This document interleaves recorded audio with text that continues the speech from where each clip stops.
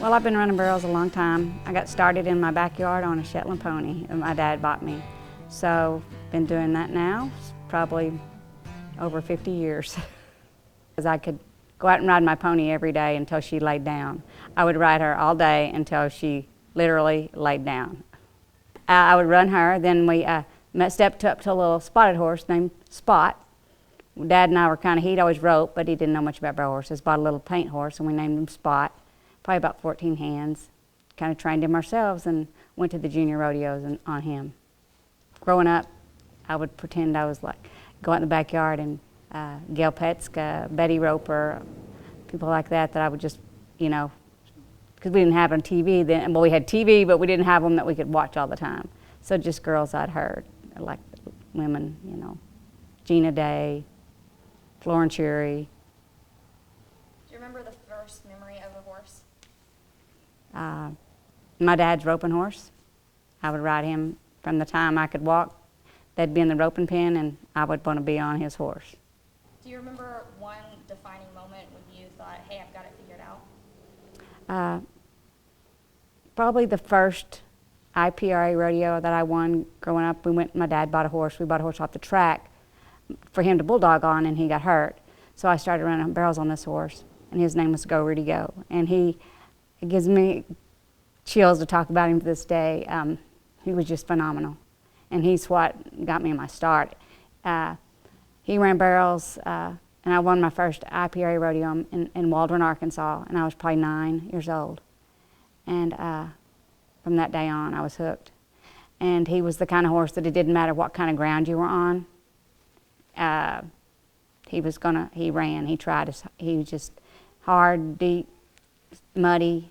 He was just an outstanding horse. I went to the IRA finals on him and won the world on him 3 times in the IRA. I actually ran him until he was 16 and then I sold him to a little girl who ran him after that. And I won the IPRA World Championship on him 3 times and she won it on him 3 times. So he actually had won it 6 times. When I sold him when he was 16, I had a half-brother of his that was 6 and I went to the NFR on his half-brother. And he was faster than Rudy, but not near the horse, not the heart Rudy had.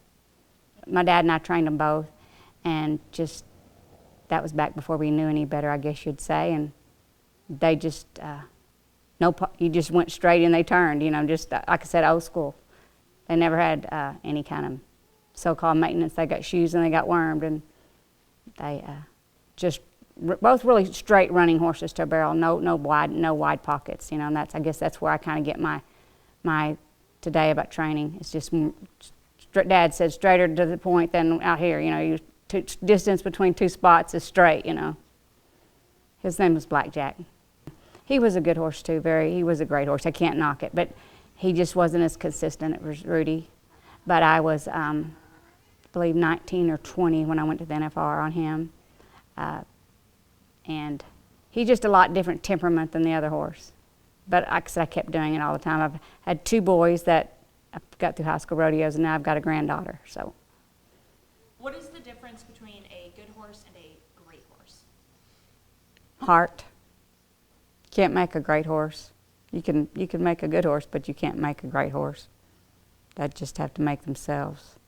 And if we knew the answer to how to do that, that would be all great, you know. But can't make them want it. Looking back at all the years and how the industry has changed, could you talk a little bit about what you've seen and how it's changed over the years? Yes, I believe the 4Ds have made it so much more. We have more contestants, more numbers.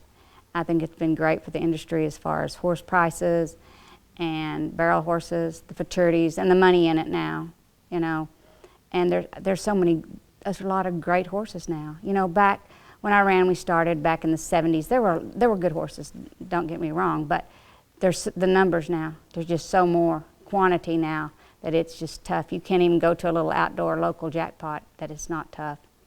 And I think that's helped the prices in barrel horses and sales, and they breed now for barrel horses. They didn't do that, you know, back then.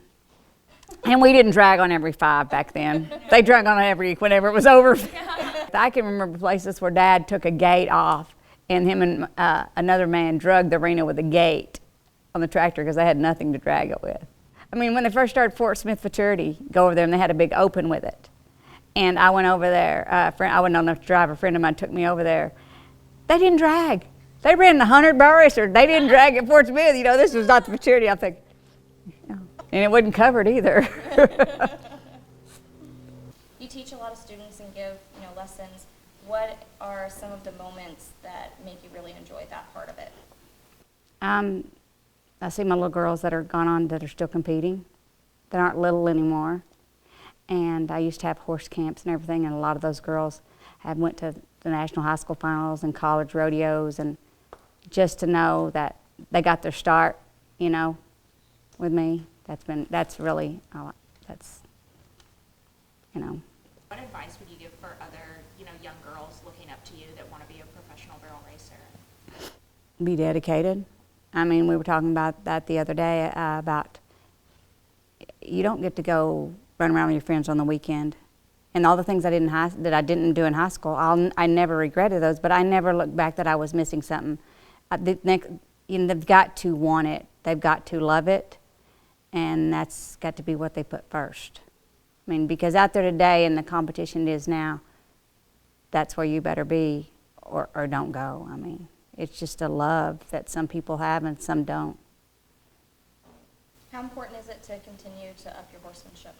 I don't feel like I'm in the shape I need to be in to be at the level of competition that I want to go to. But there again, I think having a good horse or one that wants to makes me want to be better too.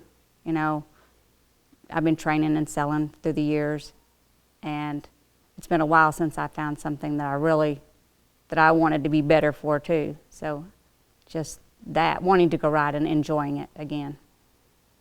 Can people utilize from other disciplines, you know, whether it be roping or cutting, cow horse, whatever? I think they can, there's everything. I mean, I don't mind having your barrel horse that I have one I'm fixing to send to my son to rope off of. As far as the horseman, the horse can do other things. I set poles up at my house and work poles, or we track calves, or we ride in the pasture, you know.